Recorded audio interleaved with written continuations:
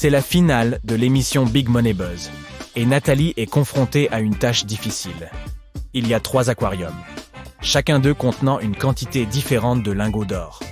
Si elle parvient à mettre sa main à l'intérieur de l'un des aquariums pour attraper un lingot, elle pourra le garder. Le premier aquarium est rempli d'eau bouillante. Le second contient un acide qui brûle la chair. Et quelques scorpions venimeux se promènent dans le dernier. Quel aquarium doit-elle choisir ?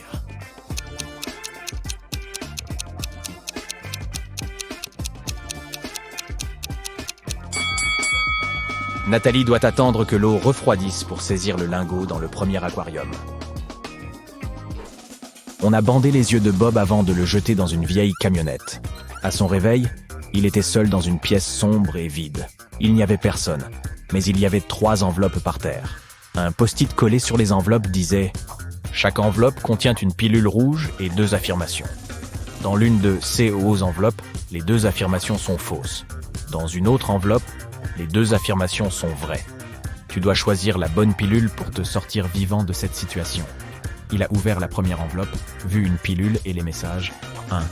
Ne prends pas cette pilule. 2. Prends la pilule de la deuxième enveloppe. Dans la deuxième enveloppe, les notes disaient 1. Ne prends pas la pilule de la première enveloppe.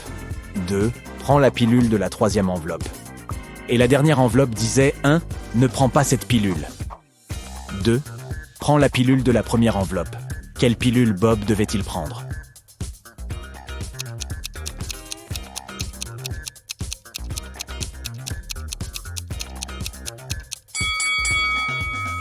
Il pouvait prendre sans risque la pilule de la troisième enveloppe. Voyons pourquoi. Le premier message de la première enveloppe est vrai, mais le second est faux. Les 2 messages de la deuxième enveloppe sont vrais. Il reste donc 2 affirmations fausses dans la troisième enveloppe. Timothy et Diana se promenaient dans une forêt enchantée quand ils rencontrèrent une méchante sorcière. La sorcière captura Diana et l'emmena dans un château hanté. Timothy réussit à trouver le château caché et il vit la sorcière transformer Diana en grenouille. Lorsque la sorcière quitta la pièce, il s'y glissa pour redonner forme humaine à Diana. Il trouva un grimoire qui pouvait l'aider et découvrit la recette de la potion qu'il devait préparer. Il reconnut la plupart des ingrédients, mais les 2 derniers étaient cryptés. Jetez un œil à l'armoire à ingrédients de la sorcière et essayez d'aider Timothy à découvrir les 2 derniers ingrédients dont il a besoin pour préparer la potion.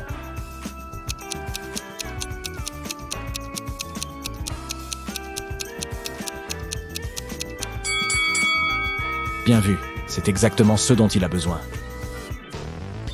La journée a commencé fort à Fabertown.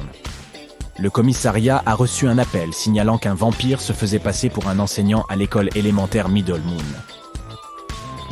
Un agent s'y est rendu pour enquêter et a trouvé 3 suspects. Observez-les bien et devinez qui est le vampire.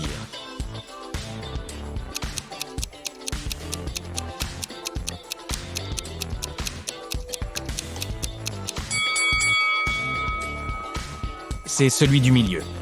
Il porte des lunettes de soleil à la cafétéria et boit une boisson rouge très suspecte. Ouf! Eric rentrait chez lui après une soirée. En arrivant à la porte de son appartement, il entendit quelqu'un qui pleurait. Il regarda autour de lui, mais il n'y avait personne. C'est alors qu'il remarqua quelque chose qui l'effraya et il cria « Des fantômes! Des fantômes! Au secours !» Regardez l'image. Pouvez-vous identifier ceux qu'Eric a vus qui l'a tant effrayé ?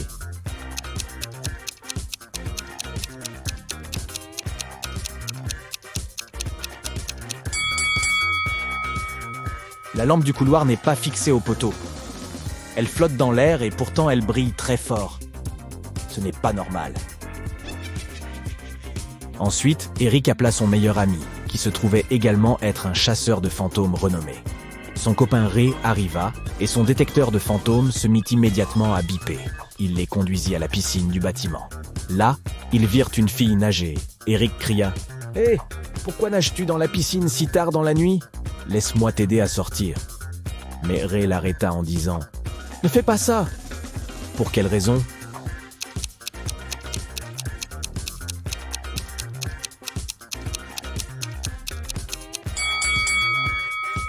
Regardez la piscine.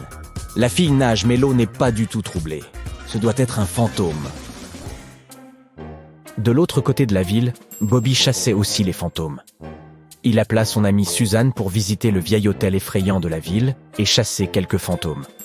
À leur arrivée, ils trouvèrent des signes clairs d'activité paranormale. Cependant, le fantôme semblait avoir le sens de l'humour. Il voulait jouer à cache-cache avec eux. Le fantôme mena Bobby et Suzanne dans une pièce avec 4 portes. Chaque porte était marquée d'une inscription, des indices sur la cachette du fantôme. Sur la porte A, il était écrit « C'est derrière B ou C ». Sur la porte B, il était écrit « C'est derrière A ou D ». La porte C disait « C'est ici ». Et la porte D disait « Le fantôme n'est pas ici ». Bobby et Suzanne étaient extrêmement perplexes, jusqu'à ce qu'une note apparaisse à leurs pieds, disant « 3 des inscriptions sont fausses et une est vraie. Pouvez-vous deviner quelle porte menait au fantôme ?»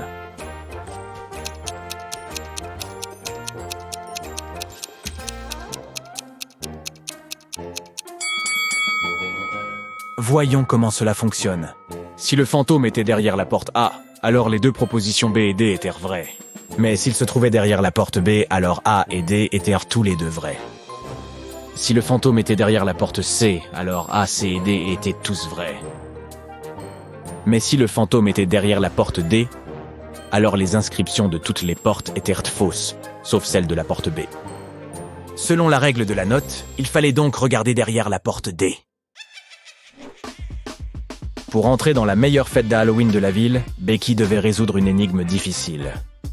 Il y avait 2 sabliers devant elle. Un sablier mesurait 7 minutes et l'autre mesurait 4 minutes. Elle avait besoin de chronométrer 9 minutes en utilisant les 2 sabliers. Comment pouvait-elle s'y prendre ?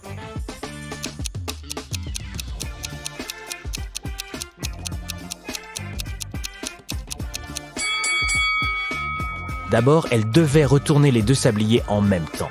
Lorsque le sablier de four minutes serait terminé, il resterait encore 3 minutes sur l'autre. Elle devait retourner le sablier de 4 minutes une nouvelle fois. Lorsque le sablier de 7 minutes serait vide, il resterait 1 minute sur l'autre sablier. Et lorsque le sablier de 4 minutes serait à nouveau vide, il y aurait 1 minute de sable dans la moitié inférieure du sablier de 7 minutes. Elle devait donc le retourner à nouveau, et il resterait donc 1 minute de sable dans sa partie supérieure. Et quand le sablier de 7 minutes serait enfin vide, 9 minutes se seraient écoulées au total. Ouf, c'était vraiment difficile. Jessica était en voyage dans le désert lorsqu'elle fut séparée de son groupe. Elle remarqua qu'une tempête de sable approchait. Elle avait 3 options. Elle pouvait essayer de fuir la tempête de sable. Elle pouvait se cacher derrière un gros rocher. Ou elle pouvait essayer de se cacher dans le lit asséché de cette rivière. Quelle était la meilleure option pour Jessica ?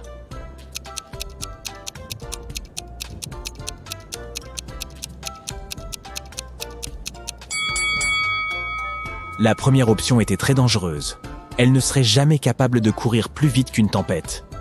Le lit de la rivière n'était pas non plus une bonne idée, car il était profond, et le sable de la tempête pouvait le remplir en entier en un rien de temps.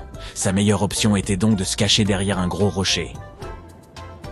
Après le passage de la tempête, Jessica utilisa sa radio pour envoyer un signal SOS à son guide. Le guide lui dit de ne pas bouger.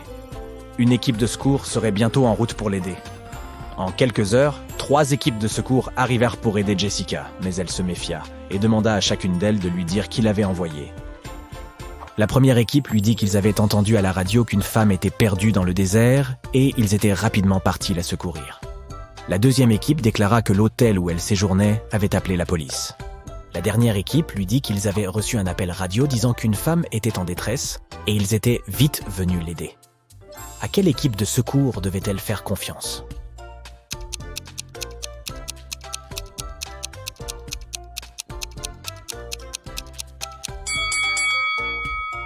À la dernière, Jessica avait envoyé un message à son guide dès la fin de la tempête.